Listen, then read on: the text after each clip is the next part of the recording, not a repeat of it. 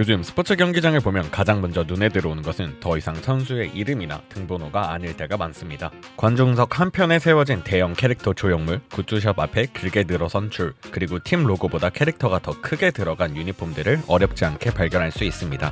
어느 순간부터 스포츠는 단순히 경기를 관람하는 공간을 넘어 경험하고 소비하며 기록을 남기는 공간으로 변모하고 있습니다. 그리고 이러한 변화의 한가운데에는 캐릭터 콜라보라는 효과적인 선택지가 자리잡고 있습니다. 스포츠가 캐릭터를 적극적으로 활용하기 시작한 이유는 단순한 유행이나 트렌드를 넘어서는 것입니다. 그 이면에는 스포츠 산업이 오랫동안 마주해온 구조적인 고민과 새로운 활로 보색이 숨어 있다고 분석됩니다. 스포츠 산업은 오랫동안 비교적 단순한 수익 구조 위에서 운영되어 왔습니다. 주된 수익원은 입장권 판매, 중계권료, 스폰서십 등 세 가지 측에서 크게 벗어나지 않죠. 종목이 다르거나 리그가 다르더라도 이 핵심 수익 구조는 유사한 형태를 보여왔습니다. 하지만 문제는 이러한 구조만으로는 더 이상의 큰 확장이 어렵다는 점입니다. 경기 수는 물리적으로 한계가 있으며 중계권료는 방송, 플랫폼 시장의 규모에 묶여 있습니다. 스폰서십 역시 일정 수준을 넘어서면 비슷한 형태의 계약이 반복되는 경향을 보입니다. 즉, 스포츠 구단이 스스로 새롭게 창출할 수 있는 수익원은 생각보다 많지 않았던 것이 현실이죠. 이 지점에서 구단들은 동일한 질문에 도달합니다. 경기 외적으로 우리가 직접 만들어낼 수 있는 새로운 수익은 무엇일까? 이 질문은 단순한 마케팅의 문제를 넘어 구단 경영의 지속 가능성과 직결되는 중대한 과제였습니다. 그리고 이 질문에 대한 가장 현실적이고 매력적인 해답으로 떠오른 것이 바로 캐릭터 콜라보입니다. 캐릭터는 경기 수와 무관하며 팀 성적과도 어느 정도 분리되어 있습니다. 또한 구단이 직접 기획하고 통제할 수 있는 자산이라는 점에서 큰 이점을 가지고 있습니다. 이러한 변화의 물결은 대한민국 프로스포츠 중 가장 큰 팬덤을 자랑하는 야구장에서 가장 먼저 그리고 분명하게 드러났고 2025년 현재까지도 스포츠 마케팅의 중요한 레퍼런스로 여겨지고 있습니다. 가장 상징적인 사례 중 하나는 기아 타이거즈와 인기 애니메이션 캐릭터 캐치 티니핑의 협업입니다. 2005년 어린이날 기간에 맞춰 진행된 이 콜라보는 전통적인 야구구단의 이미지와는 다소 이질적이라는 시선도 있었지만 결과는 매우 명확하게 성공적이었음을 보여주었습니다. 당시 선수단 전원이 티니핑 유니폼을 입고 경기장에 등장했으며 경기장은 분홍빛으로 물들어 새로운 팬들에게 특별한 경험을 선사했습니다. 관련 유니폼과 굿즈는 출시 직후 빠르게 매진되며 인기를 자랑했습니다. 이 사례가 중요한 이유는 단순히 굿즈가 잘 팔렸다는 경제적 성과를 넘어섭니다. 캐릭터 하나만으로 굿즈 매출 증대, 신규 관람층 유입, 그리고 강력한 화제성이라는 세 마리 토끼를 동시에 잡았기 때문이죠.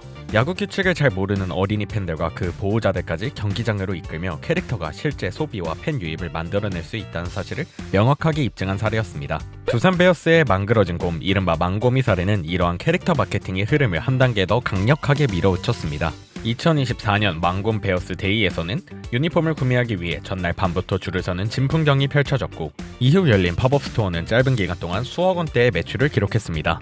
이때 망고미는 더 이상 단순히 팀을 응원하는 마스코트가 아니었습니다. 하나의 캐릭터가 공간을 만들고 사람들을 모으며 실제 수익을 창출하는 독립적인 상업자산으로 기능하는 모습을 보여주었습니다. LG 트윈스는 캐릭터 콜라보를 통해 팬층을 더욱 정교하게 나누어 공략했습니다. 2024년 마루는 강지와의 콜라보는 주로 20에서 30대 여성 팬들을 효과적으로 공략했으며 인기 캐릭터 루피와의 협업은 어린이와 가족 단위 관중은 물론 캐릭터 소비에 익숙한 20, 30대 여성 팬층까지 폭넓게 아우르는 선택이었습니다. 이처럼 LG 트윈스는 하나의 캐릭터의 모든 전략을 집중하기보다 마루는 강지와 루피라는 서로 다른 결의 캐릭터를 병행 활용하며 다양한 소비층을 동시에 끌어안는 방식을 택했습니다. 특히 이 두 협업은 한 시즌에 그치고 끝나는 단발성 이벤트가 아니라 굿즈, 콘텐츠, 현장 연출 전반에 걸쳐 반복적으로 활용되며 점차 구단의 캐릭터 자산으로 자리 잡았습니다. 이는 캐릭터 콜라보가 단순한 이벤트가 아니라 팬층의 구성과 소비 구조를 장기적으로 설계하는 지속가능한 마케팅 도구가 될 수 있음을 보여줍니다. SSG 랜더스 또한 라인 프렌즈와의 협업을 통해 스포츠 굿즈의 성격을 변화시켰습니다. 유니폼을 넘어 인형, 의류, 생활용품 등 다양한 상품군으로 확장을 시도하며 야구 굿즈를 단순한 응원 도구를 넘어선 일상 소비재로 끌어올렸습니다. 이는 스포츠 굿즈가 얼마나 광범위하게 확장될 수 있는지를 보여주는 중요한 사례가 되었습니다.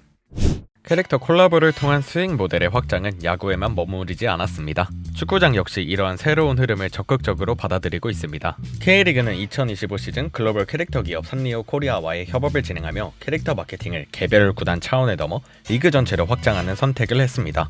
이번 협업은 K리그1과 K리그2 전 구단 총 26개 팀을 대상으로 진행됐으며 각 구단을 상징하는 캐릭터에 더해 K리그를 대표하는 공식 캐릭터까지 포함한 총 27종의 K리그 산리오 캐릭터즈가 새롭게 공개됐습니다.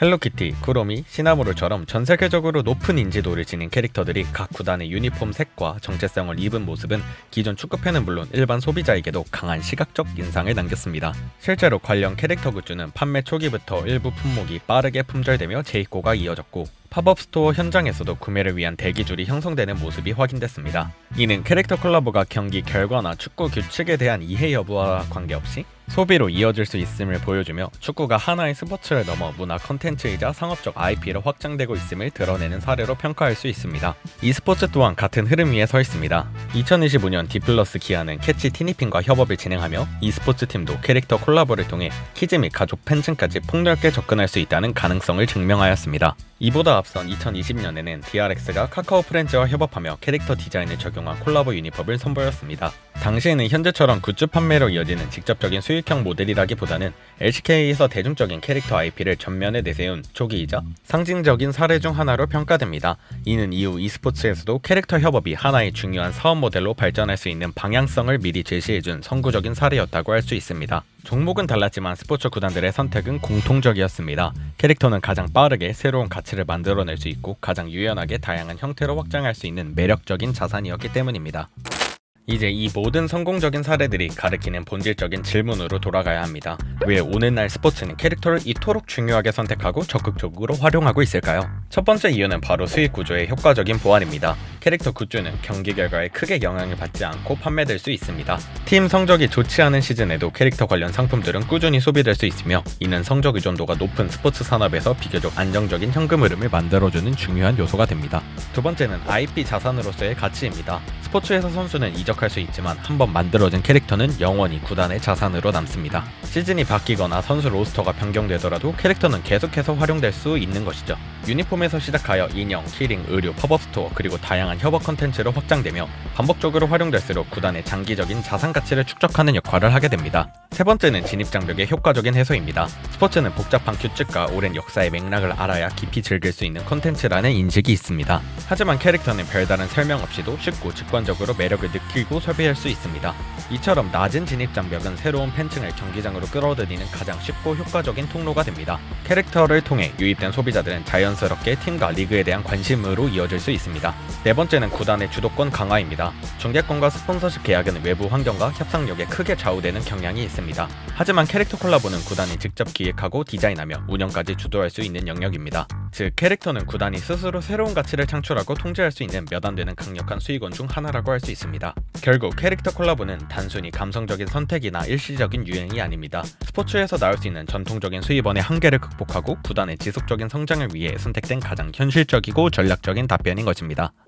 현재 스포츠 구단들이 캐릭터를 적극적으로 활용하는 이유는 분명합니다. 캐릭터는 단순한 이벤트형 소품이 아니라 중요한 비즈니스 모델이며 굿즈는 부가적인 상품이 아닌 핵심적인 수익원 역할을 수행하고 있습니다. 기아 타이거즈의 티니핑, 두산 베어스의 망고미, LG 트윈스의 마루아 루피, K리그의 산리오 캐릭터즈, 그리고 e스포츠 구단의 다양한 캐릭터 협업 사례들까지 이 모든 것은 스포츠가 캐릭터를 하나의 매우 희망적이고 현실적인 수익 모델로 선택했으며 실제로 그 잠재력을 성공적으로 활용하고 있다는 명확한 증거입니다. 다음 시즌 우리가 응원하는 팀의 유니폼 위에 또 다른 캐릭터가 새롭게 올라가 있는 것을 본다면 그것은 단순한 일시적인 유행 현상이 아닐 것입니다. 그것은 제한된 기존의 수익 구조를 혁신적으로 돌파하기 위해 스포츠 구단들이 선택한 매우 영리하고 현실적인 해답입니다. 오늘의 이야기는 여기까지.